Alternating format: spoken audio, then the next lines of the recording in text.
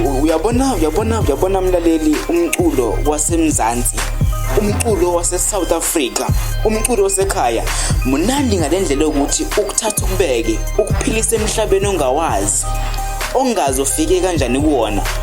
Ukudlala nje lo mculo, ukudlale ukufice wena njengomuntu othulayo, uyithola usumemeza ungazi kanjani. Njengomuntu ongakwazi ukudansa kodwa ukuyithole usudansa. Lo mculo uthi ungakwazi ukugida kodwa uyithola usugida ungazi ukuthi kanjani.